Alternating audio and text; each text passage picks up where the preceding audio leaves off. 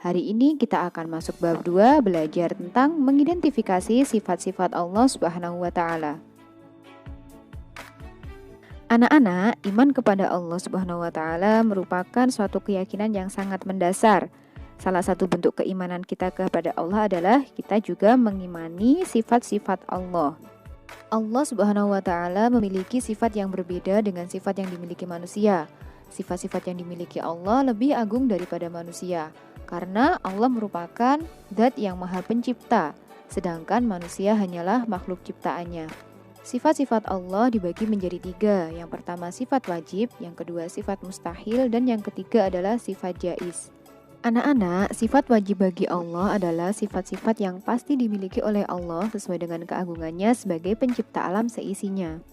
Selain sifat wajib, Allah juga memiliki sifat mustahil, yaitu sifat-sifat yang tidak mungkin ada pada Allah.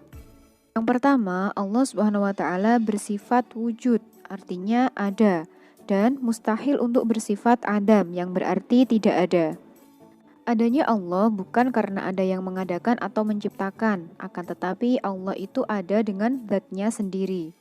Adanya Allah dapat dibuktikan dengan adanya alam ini. Semua benda-benda yang ada di alam semesta adalah ciptaan Allah Subhanahu wa Ta'ala. Begitu pula dengan adanya kursi, pasti ada juga yang membuatnya kan, yaitu tukang kayu. Dengan demikian, adanya alam ini juga pasti ada yang membuat dan tidak mungkin ada dengan sendirinya. Keimanan seseorang akan membuatnya dapat berpikir dengan akal sehat bahwa alam semesta beserta isinya ada karena Allah yang menciptakannya. Allah Subhanahu wa Ta'ala telah berfirman dalam surat Ali Imran ayat 2. A'udzu billahi minasyaitonir rajim. Bismillahirrahmanirrahim. Allahu la ilaha illa huwal hayyul qayyum. Yang artinya Allah, tidak ada Tuhan selain Dia yang maha hidup, yang terus-menerus mengurus makhluknya. Yang kedua adalah qidam, artinya dahulu. Untuk sifat mustahil dari qidam adalah hudus, yang berarti baru. Allah Subhanahu wa Ta'ala adalah pencipta alam semesta ini. Akal sehat mengatakan bahwa penjahit lebih dahulu ada daripada baju atau pakaian yang dibuatnya. Begitu juga dengan tukang kayu yang lebih dahulu ada daripada lemari atau perkakas yang dibuat. Nah, ini juga sama anak-anak ya dengan alam semesta ini. Alam semesta ini ada setelah ada yang menciptakan. Yang menciptakan adalah Allah Subhanahu wa Ta'ala. Hal ini telah dijelaskan dalam Al-Quran surat Al-Hadid ayat 3. A'udzu billahi minasyaitonir rajim. Bismillahirrahmanirrahim. Huwal awwalu wal akhiru wal zahiru wal batin wa huwa bikulli syai'in alim. Yang artinya, Dialah yang awal, yang akhir, yang zahir dan yang batin, dan Dia Maha mengetahui segala sesuatu. Yang ketiga adalah baqa, artinya kekal. Kemudian sifat mustahilnya adalah fana, yang berarti rusak. Anak-anak, segala sesuatu yang diciptakan Allah Subhanahu wa Ta'ala pasti akan lenyap atau rusak. Contohnya seperti manusia, pasti nanti akan mati. Kemudian alam semesta ini juga akan rusak. Sedangkan Allah Subhanahu wa Ta'ala sebagai pencipta dan yang menciptakan alam semesta ini tidak akan pernah lenyap ataupun rusak. Allah akan kekal selamanya dan tidak akan mati. Sebagaimana firman Allah Subhanahu wa Ta'ala dalam surat Ar-Rahman ayat 26 sampai dengan 27. A'udzu billahi minasyaitonir rajim. Bismillahirrahmanirrahim. Kullu man 'alaiha fan wa yabqa wajhu rabbika dzul jalali wal ikram. Yang artinya semua yang ada di bumi itu akan binasa, tetapi wajah Tuhanmu yang memiliki kebesaran dan kemuliaan tetap kekal. Yang keempat adalah mukhalafatul lil hawadithi, artinya berbeda dengan makhluk. Untuk sifat mustahilnya adalah mumatsalatul lil hawadithi, yang berarti sama dengan makhluk. Allah Subhanahu wa Ta'ala sebagai pencipta alam semesta ini pasti memiliki sifat yang sempurna, istimewa, dan tidak mungkin ada yang menyamai ataupun menandinginya. Sifat yang dimiliki Allah tentu saja berbeda dengan sifat yang dimiliki oleh makhluknya. Jika ada persamaan, mungkin itu hanya unsur penamaan saja. Pada hakikatnya sangat-sangat berbeda. Allah telah berfirman dalam Al-Quran surat Asy-Syura ayat 11.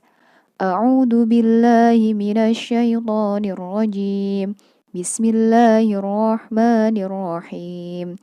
Laisa kamitslihi syai' wa huwas samiul basir. Yang artinya tidak ada sesuatu pun yang serupa dengan Dia dan Dia yang Maha mendengar, Maha melihat. Yang kelima adalah qiyamuhu binafsihi, artinya berdiri sendiri. Untuk sifat mustahilnya adalah ihtiyaju li ghairihi, artinya butuh bantuan yang lain. Allah Subhanahu wa Ta'ala adalah zat yang berdiri sendiri tanpa membutuhkan bantuan yang lain. Keberadaan Allah ada dengan sendirinya, tidak ada yang mengadakan ataupun menciptakan. Allah menciptakan alam semesta ini karena kehendak Allah sendiri tanpa pertolongan dari orang lain. Berbeda sekali ya dengan manusia. Manusia hidup di dunia tidak bisa hidup sendiri-sendiri. Mereka pasti saling membutuhkan antara suku yang satu dengan yang lainnya, karena manusia diciptakan, sedangkan Allah yang Maha Pencipta. Allah berfirman dalam surat Al-Baqarah ayat 255. A'udzu billahi minasyaitonir rajim. Bismillahirrahmanirrahim. Allahu la ilaha illa huwal hayyul qayyum. La ta'khuduhu sinatun wa la naum.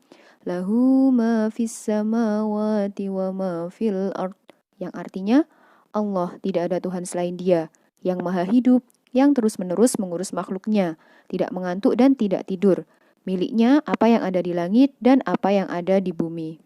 Yang keenam adalah wahdaniyah, artinya esa. Sifat mustahilnya ta'adud, artinya terbilang.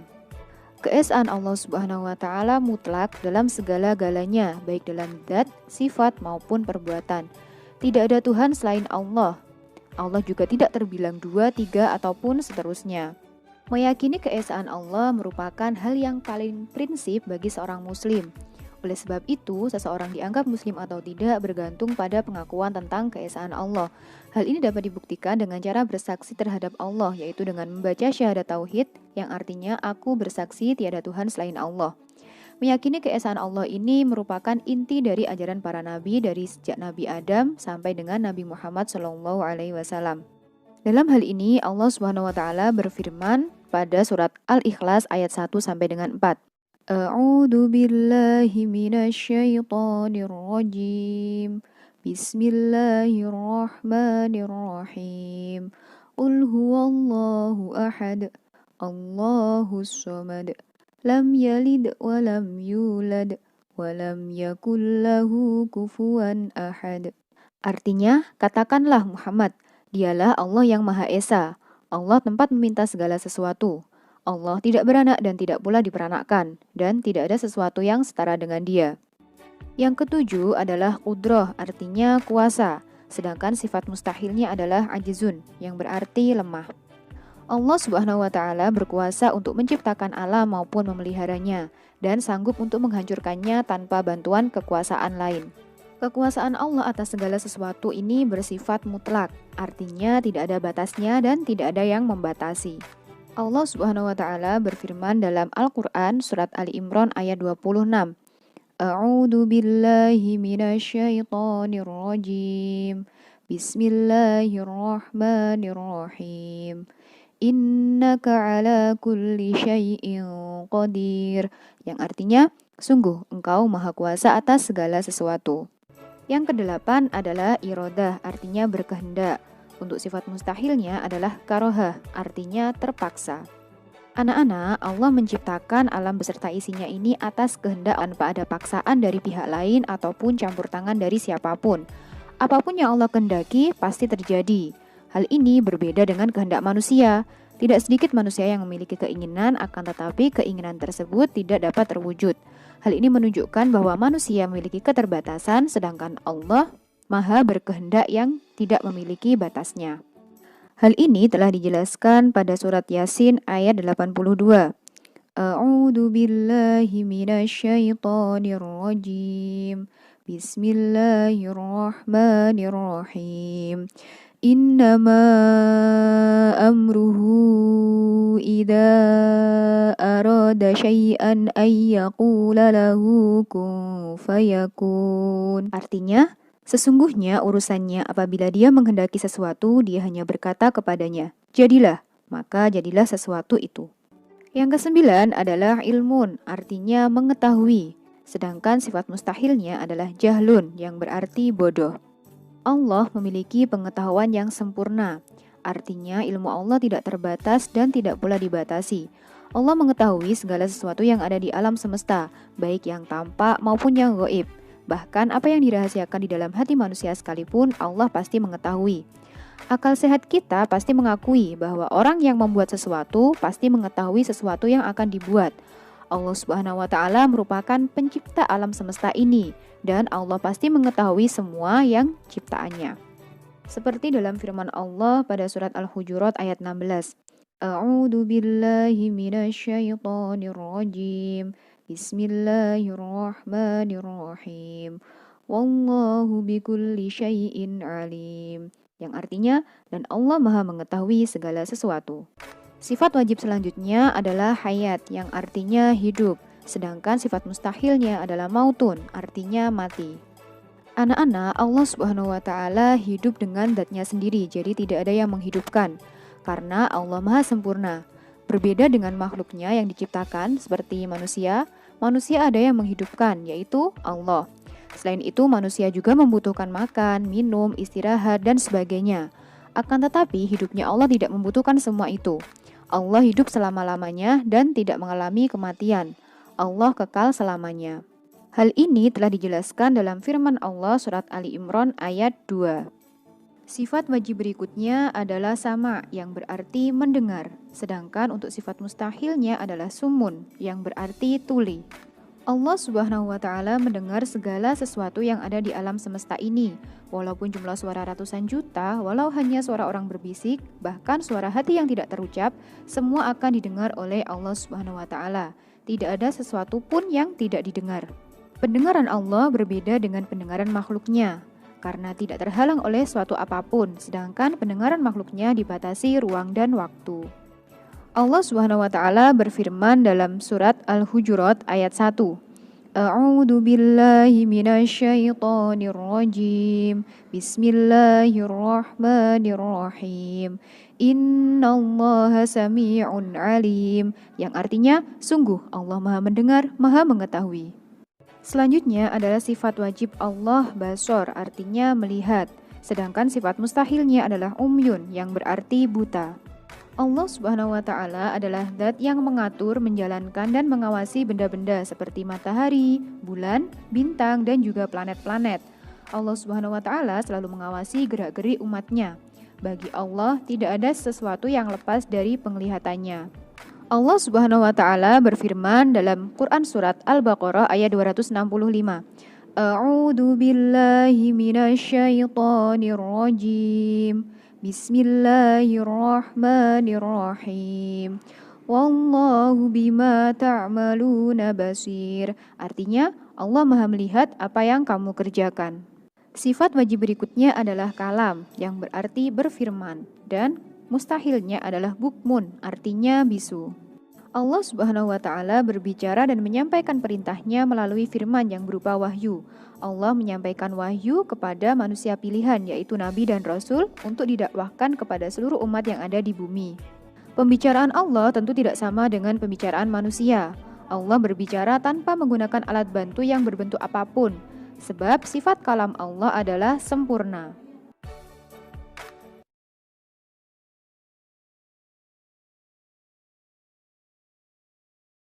Allah Subhanahu wa Ta'ala berfirman pada surat An-Nisa ayat 164. A'udzu billahi minasyaitonir rajim. Bismillahirrahmanirrahim. Selanjutnya ada sifat wajib qadiran, artinya maha kuasa. Sifat mustahilnya ajizan, artinya sangat lemah. Kemudian muridan, artinya maha berkehendak. Dan sifat mustahilnya adalah mukrohan, yang artinya sangat terpaksa. Kemudian ada sifat wajib aliman, yang berarti maha mengetahui. Untuk sifat mustahilnya adalah jahilan, yang berarti sangat bodoh. Berikutnya sifat wajib hayyan, yang artinya maha hidup. Kemudian mustahilnya adalah mayitan, artinya benar-benar mati.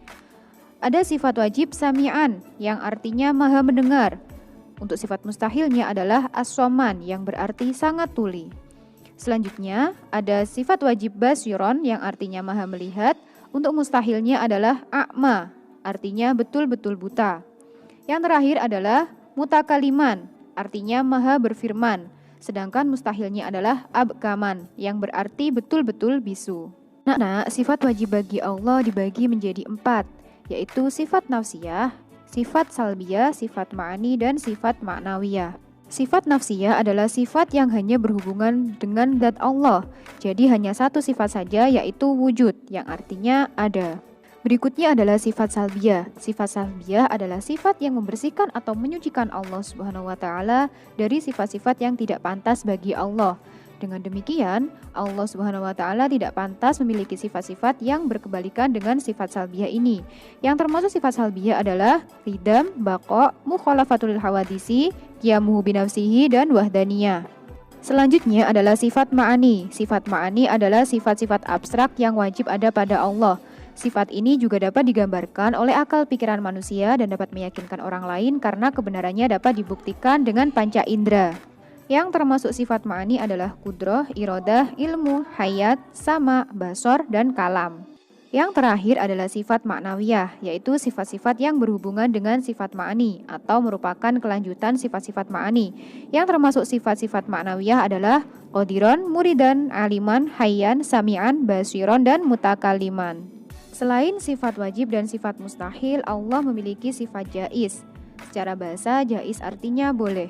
Sifat jaiz bagi Allah adalah sifat yang boleh ada dan boleh tidak ada pada Allah Subhanahu wa taala. Dengan kata lain, Allah bebas berbuat sesuatu atau tidak berbuat sesuatu sesuai dengan kehendaknya yang mutlak. Sifat jaiz bagi Allah yaitu fi'lu kulli mumkinin au tarku, yang artinya Allah berwenang melakukan atau menciptakan sesuatu atau tidak melakukan dan menciptakan sesuatu. Nah, anak-anak, itulah pembagian dari sifat-sifat Allah Subhanahu wa taala. Ada sifat wajib, sifat mustahil, dan juga sifat jaiz. Untuk sifat wajib sendiri dibagi menjadi sifat nafsiyah, sifat salbiyah, ma'ani, dan ma'nawiyah. Semoga dengan apa yang kita pelajari hari ini kita menambah keimanan dan juga ketakwaan kepada Allah Subhanahu wa taala. Baik anak-anak, sekian untuk pembelajaran kita hari ini. Semoga apa yang kita pelajari hari ini bermanfaat. Dari Bu Nova